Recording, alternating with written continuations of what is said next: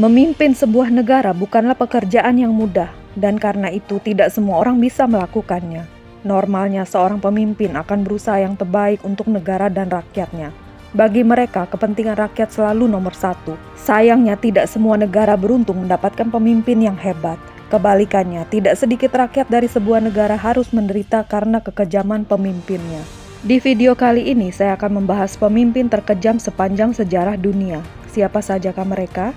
Sebelum saya masuk ke videonya, jangan lupa untuk mensubscribe channel saya ini, agar channel saya ini bisa berkembang, dan saya bisa menyajikan berbagai fakta dan kisah menarik lainnya. Langsung saja kita mulai ke video yang pertama.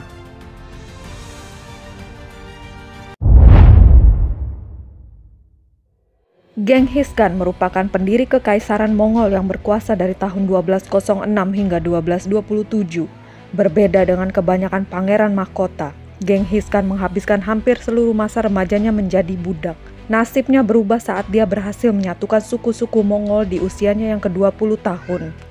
Dengan kekuatan militernya, Genghis Khan menyerbu berbagai wilayah yang tidak mau tunduk pada kekuasaannya. Bukan hanya membantai banyak orang, Kekaisaran Mongol ini juga mengampuni nyawa banyak pasukan dan menjadikan mereka perisai untuk pertempuran berikutnya. Diperkirakan sekitar 20 hingga 60 juta orang tewas selama masa kekuasaannya dari tahun 1206 hingga 1227.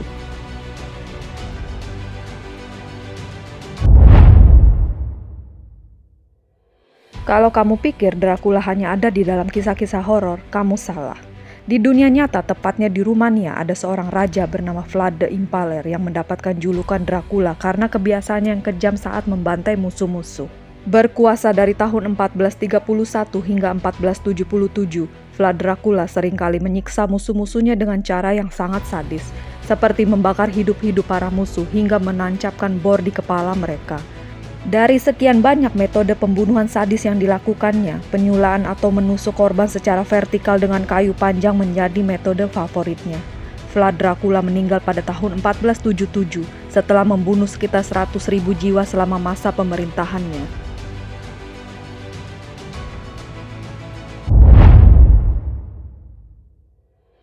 Bukan rahasia umum jika selama masa pemerintahannya dari tahun 1933 hingga 1945, Adolf Hitler sudah membunuh sekitar 6 juta kaum Yahudi dalam kamp-kamp di seluruh wilayah jajahan Jerman, di mana mereka dipaksa bekerja sampai mati, kelaparan, kekurangan gizi, dan dieksekusi dalam sebuah kamar gas beracun.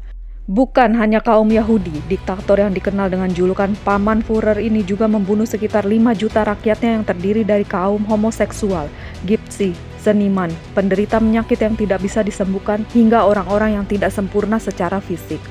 Kekuasaan Hitler berakhir pada 30 April 1945 saat dia memutuskan untuk bunuh diri di Führer Bunker di Berlin setelah kekalahan Jerman melawan sekutu dalam pertempuran Berlin.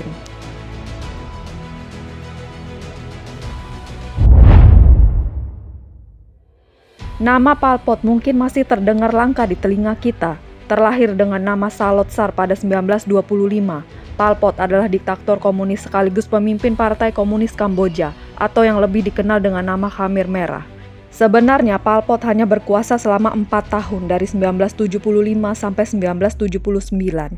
Tapi selama masa pemerintahannya yang singkat, Pol Pot melakukan genosida terhadap 2 juta rakyatnya sendiri.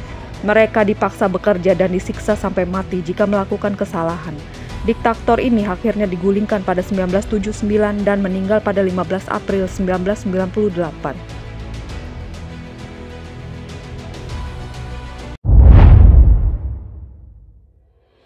Kalau kamu pikir Adolf Hitler dari Jerman sudah kejam, itu belum ada apa-apanya dibandingkan dengan korban Joseph Stalin yang mencapai 14-20 juta jiwa. Stalin resmi menggantikan Vladimir Lenin pada tahun 1924. Selama masa pemerintahannya, Stalin muncul dengan 5-year economy plan dan menuntut industrialisasi dan kolektivisasi cepat. Stalin memaksa para petani untuk bekerja sama. Mereka yang menentang akan diambil tanahnya secara paksa dan dibunuh secara brutal.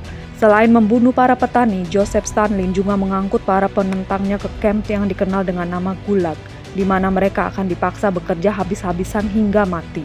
Selain kerja paksa, Stalin juga melakukan Grekpurg atau pembersihan besar-besaran pada tahun 1934 yang menyasar kaum intelektual, pegawai pemerintah, dan angkatan bersenjata yang menentangnya.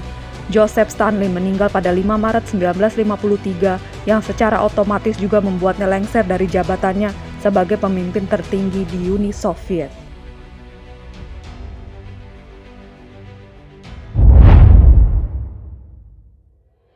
Untuk urusan korban jiwa, Ivan yang merupakan kaisar Rusia pertama di abad 16 mungkin kalah jauh dari Stalin.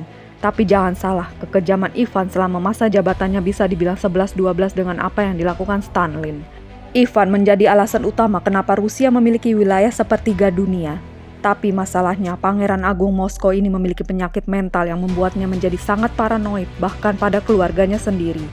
Sang pangeran diketahui memukul menantu perempuannya yang sedang hamil dan membunuh putranya sendiri hanya karena marah. Bukan hanya itu, Ivan juga merupakan otak dari pembantaian Novgorod. Ia menyiksa sekitar 60.000 orang sampai mati.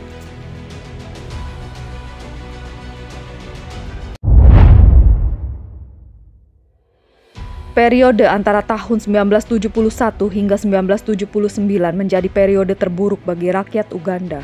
Bagaimana tidak, mereka dipimpin oleh seorang presiden kejam bernama Idi Amin yang menduduki kursi presiden setelah mengkudeta pemerintahan terpilih. Sang presiden juga dikenal sebagai penjagal Uganda karena terus menyiksa dan membunuh lawan politik atau siapapun yang dia anggap sebagai musuh.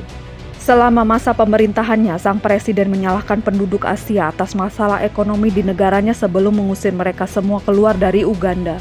Bukan hanya bersikap jahat pada orang asing, Idi Amin juga diketahui telah membunuh sekitar 300.000 rakyatnya sendiri. Nah, itu tadi adalah pemimpin terkejam sepanjang sejarah dunia. Seharusnya pemimpin yang baik bisa bersikap seperti seorang ayah melindungi rakyatnya dengan sepenuh hati, bukan malah menyiksa rakyatnya hingga mati. Sampai di sini dulu video dari saya. See you in my next video. Thank you for watching.